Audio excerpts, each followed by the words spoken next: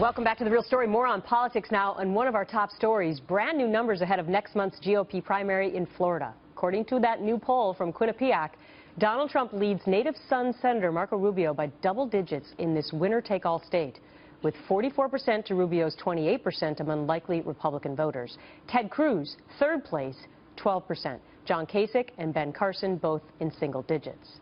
Well, now Ohio Governor John Kasich's senior advisor is tweeting this, quote, "With the Florida implosion, Marco Rubio needs to withdraw from the race and support John Kasich, who will win Ohio and trounce Hillary Clinton in November," end quote.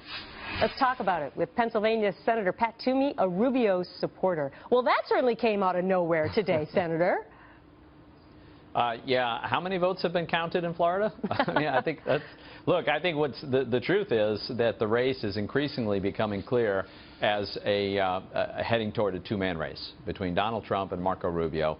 Marco has been consistently moving the race in that direction, and when we get there, Marco Rubio is going to win that race because in a head-to-head matchup with Donald Trump, Marco gets a far larger portion of Republican primary voters. So yeah, but he's not getting it right now, though. See, that's the key. He's not getting it right now. And in that Florida poll, I mean, that's not good news for Rubio today, that he's down that much in Florida.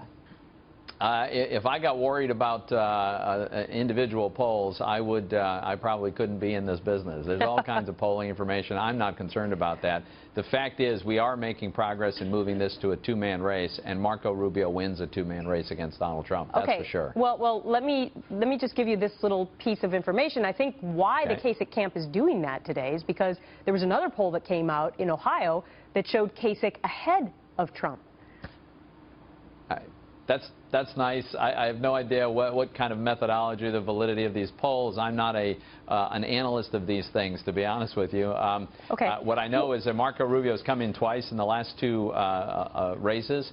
And as I say, I think this is increasingly a two-man race. What does he need to do tonight, Senator? Because he has not really attacked Donald Trump.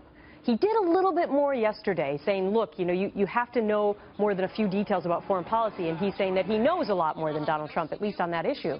So what does Marco Rubio need to do tonight? I think Marco tonight is going to reinforce the fact that he is by far the most knowledgeable candidate about the risks, the security risks that this country faces. He has been doing his homework and working and providing leadership on how we should understand and respond to and succeed in our battle against ISIS. And I think most Republican primary voters want a commander-in-chief who is ready on day one to take on that fight, not somebody who's going to have to do a lot of learning late in the game. So I think Marco communicates very, very well what that strategy needs to be, and that's going to be very persuasive to voters. All right. Senator Pat Toomey, we'll all be watching tonight, see what happens.